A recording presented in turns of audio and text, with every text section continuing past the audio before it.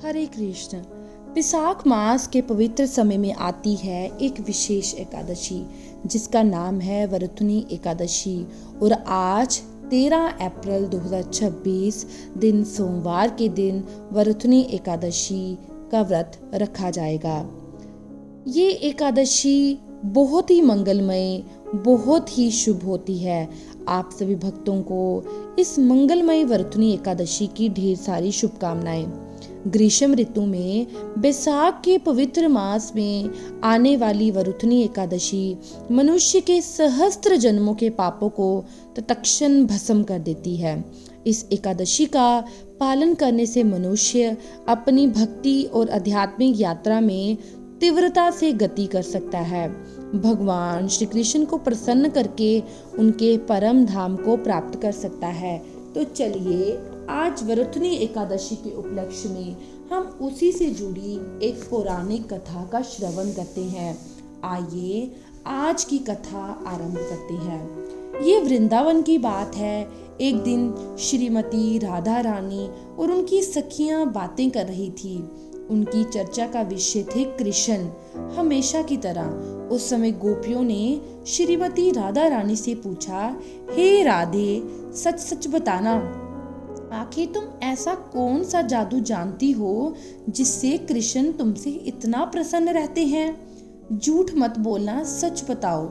ये सुनकर राधा रानी ने उत्तर देते हुए कहा, श्री कृष्ण प्रसादम कुरते एकादशी व्रतम तेन वश्य हरिः साक्षात भविष्यति न संशय। अर्थात हे गोपियों, अगर आप भगवान श्री कृष्ण को प्रसन्न करना चाहती हो तो एकादशी व्रत का पालन करो। इससे वे निश्चित रूप से वशीभूत हो जाएंगे और इसमें कोई संशय नहीं।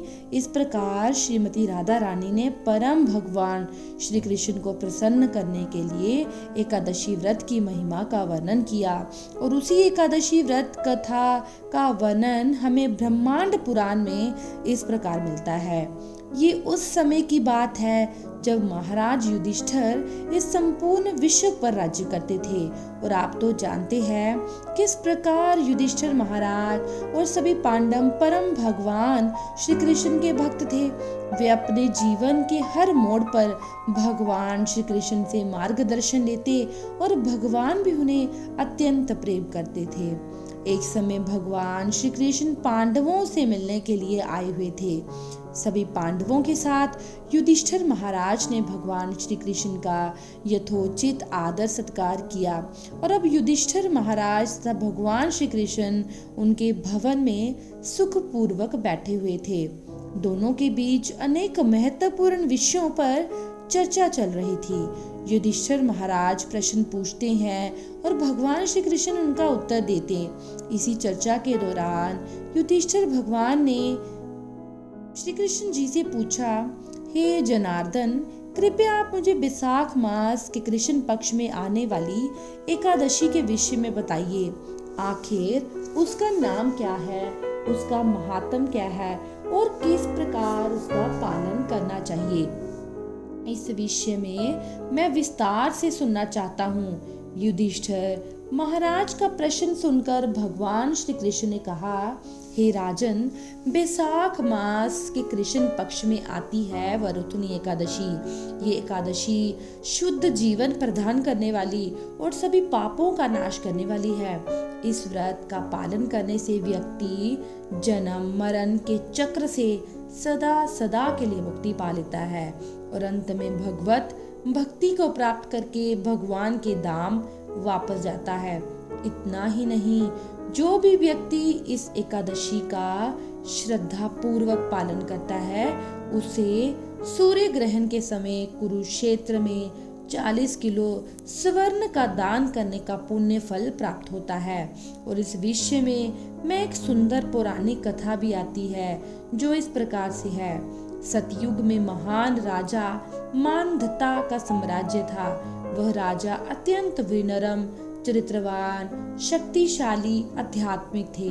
उनके साम्राज्य में चारों ओर सुख, समृद्धि और शांति का वास था। राजा सदैव वैदिक आदेशों का पालन करते थे और प्रत्येक मास में आने वाली एकादशी व्रत का पालन भी करते। बैसाख मास के कृष्ण पक्ष में आने वाली एकादशी का उन्होंने श्रद्धा और नियम पूर्वक पालन किया था। इसी के परिणाम स्वरूप वे इस भौतिक संसार से मुक्त होकर भगवान के धाम को प्राप्त कर लेते हैं। वरुथनी एकादशी का महिमा का गुणगान करती हुई एक और पौराणिक कथा हमें प्राप्त है और वह है राजा दुंदुमार की कथा। इवांकू वंश में जन्मे राजा दुंदुमार अत्यंत तेजस्वी और पराक्रमी थे। वे धार्मिक और सहिष्णु थे, लेकिन एक समय किसी कारणवश उन्होंने भगवान शिव द्वारा श्राप मिल गया था और इसी श्राप के परिणाम स्वरूप वे कुष्ठ रोग से ग्रसित हो गए। अब इतने भयंकर रोग से मुक्त होने के लिए उन्होंने अनेक उपचार प्रयास किए, लेकिन जब स्वयं शिव जी ने श्राप दिया हो तो फिर उस श्राप को कौन काट सकता है। अंत राजा ने अपने गुरु की शरण ली और उनके गुरु ने राजा से कहा, हे राजन, बैसाख मास के कृष्ण पक्ष में आने वाली वरुथनी एकादशी अत्यंत पुण्य प्रदायिनी है। उसका कठोरता पूर्वक नियम पूर्वक पालन करो। इस एकादशी के पुण्य के प्रभाव से तुम सभी श्रापों से मुक्त हो जाओगे। अपने गुरु के आदेश अनुसार राजा धुंधुमार ने वरुथनी एकादशी का पालन करने का निर्णय लिया।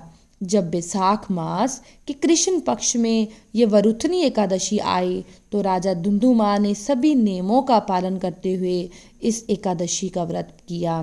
संपूर्ण रात्रि भगवान के पवित्र नामों का जप और कीर्तन करते हुए जागरण किया। फिर अगले दिन द्वादशी होने पर निर्धारित पारण समय के अंदर शास्त्र युक्त विधि से एकादशी व्रत का पारण किया और दान किया। जैसे ही राजा ने इस एकादशी का समापन किया, उसी क्षण राजा भगवान शिव जी के श्राप से मुक्त हो गए। उन्हें अपना पूर्व कांतिमय शरीर पुनः प्राप्त हुआ और जीवन के अंत में उन्होंने आध्यात्मिक गंतव्य को प्राप्त कर लिया। इस कथा का समापन करते हुए भगवान श्री कृष्ण ने युधिष्ठिर महाराज से कहा, हे नृपश्रेष्ठ, अब मैं आपको दान के विषय में एक रोचक रहस्य बताता हूँ। ध्यान पूर्वक सुनिए। हे श्रेष्ठ गजदान, गजदान से श्रेष्ठ है भूमि का दान, भूमि दान से श्रेष्ठ है तिलदान, तिलदान से भी यदि कोई श्रेष्ठ दान आता है तो वो है स्वर्ण दान, तो स्वर्ण दान से अधिक श्रेष्ठ है अन्न का दान, और अन्नदान का दान देने से व्यक्ति के समस्त पूर्वज, देवता और प्राणी प्रसन्न हो जाते हैं। विद्वान लोग कन्यादान को भी अन्नदान के समान मानते हैं, लेकिन अन्नदान से भी श्रेष्ठ है विद्या का दान, और यही कारण है कि आज इसके सभी मंदिरों और केंद्रों में हजारों लाखों भक्तों द्वारा भगवत गीता, श्रीमद् भागवत के ज्ञान का दान देने का सेवा यज्ञ हो रहा है। भगवान श्री कृष्ण ने वरुथनी एकादशी महिमा सुनाते हुए आगे कहा, जो व्यक्ति अपने पुत्री के धन पर आश्रित रहता है उसे संपूर्ण ब्रह्मांड के जलमग्न होने तक नरकीय स्थिति में रहना पड़ता है।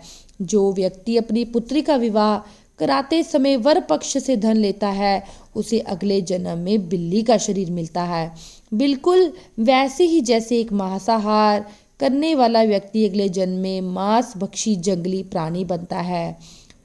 जो व्यक्ति अपने शरीर के अंगों का प्रदर्शन करता है तो ऐसे व्यक्ति को अगले जन्म में वृक्ष का शरीर प्राप्त होता है। लेकिन इसके विपरीत जो व्यक्ति अपनी कन्या को आभूषणों से सुसज्जित होकर विवाह के समय अपनी कन्या का दान करता है उससे जो फल प्राप्त होता है वह स्वर्ण दान चित्रगुप्त भी नहीं कर सकते, और यही फल प्राप्त होता है उस व्यक्ति को जो श्रद्धा पूर्वक वरुथनी एकादशी के व्रत का पालन करता है। तो इस प्रकार वरुथनी एकादशी व्रत का पालन कन्यादान के समान बताया है। इतनी महत्वपूर्ण है ये वरुथनी एकादशी। अगर आपको मेरी वीडियो अच्छी लगती है तो मेरे चैनल को लाइक, शेयर और सब्सक्राइब करना ना भूलें।